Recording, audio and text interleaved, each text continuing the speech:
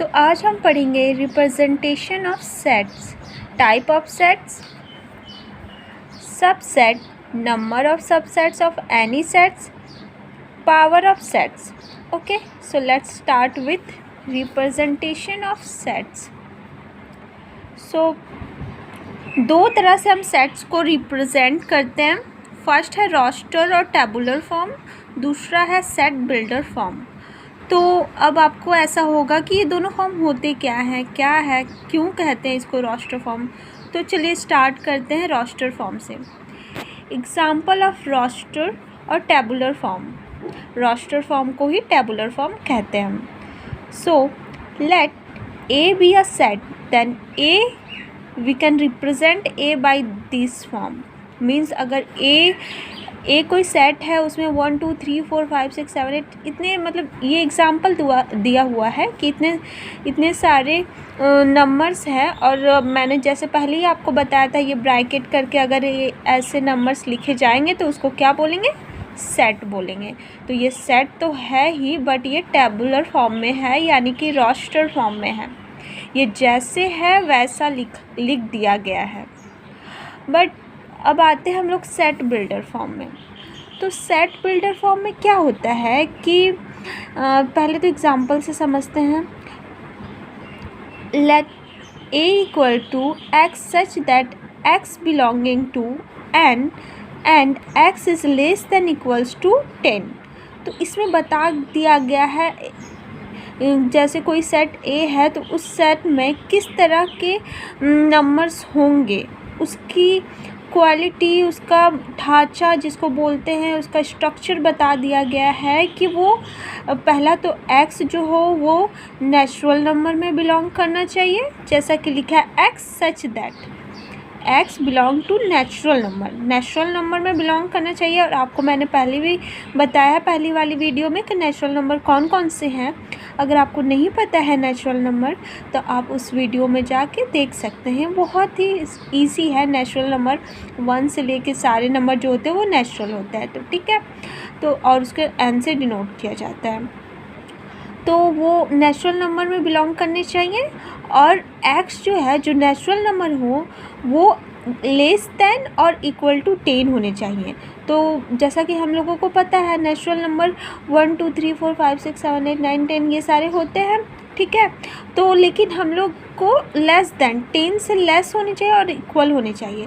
तो 10 से लेस और इक्वल कितने नंबर आते हैं, ये सारे नंबर आते हैं ना.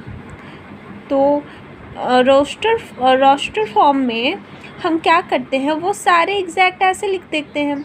और सेट बिल्डर फॉर्म में हम उसको इस तरह से शॉर्ट फॉर्म में उसको रिप्रेजेंट कर देते हैं. इससे हमें पता चल जाता है कि जो नंबर 10 से छोटे हैं, नेचुरल नंबर में बिलोंग करते हैं, वो सारे इसमें आ जाएंगे. So it is so easy. I hope आप लोग को समझ में आया होगा. और ये दूसरा एग्जाम्पल दिया हुआ है सेट बिल्डर फॉर्म का. We can write a is equals to x such that x square is less than 20 and x belonging to integer. इस बार क्या है, इंटीजर. x जो है वो इंटीजर में बिलोंग कर रहा है. और आपको बताया था मैंने प्रीवियस वीडियो में कि इंटीजर क्या होता है. अगर आपको नहीं पता है तो आप जाके देख सकते हैं. तो इंटीजर में बिलोंग करेंगे. और ये तो और लेस देन 20 होने चाहिए. x का स्क्वायर जो हो वो लेस देन 20 होना चाहिए. तो हम क्या करेंगे कि 0 ले लेंगे. 0 लेस देन 20 होता है. 1 2 3 4 ये सब का स्क्वायर हम करेंगे तो वो लेस देन 20 ही आएगा. बट अगर यहाँ 4 तक आया, अगर आप सोचोगे कि 5 ले लें तो 5 का स्क्वायर कितना होता है, 25, which is not less than 20. So it doesn't come here. Okay, so in this way we can say that it is a set builder form and it is a roster and tabular form. We can write in this way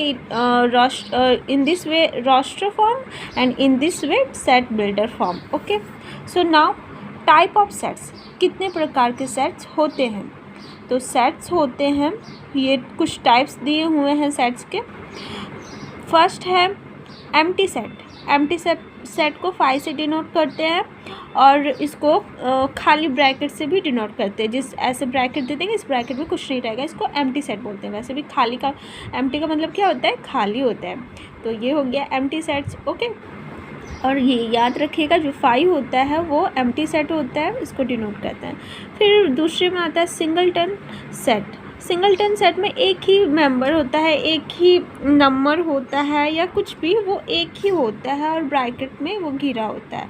जैसे कि एक कोई member या anything है तो वो एक ही होगा, और A=2 अगर होगा तो ये हम ऐसे इसको लिख सकते हैं। तो आपको बस सिंगल मतलब एक ही एलिमेंट, सिंगल मतलब एक, और अकेला, तो वो आप ऐसे समझ सकते हो।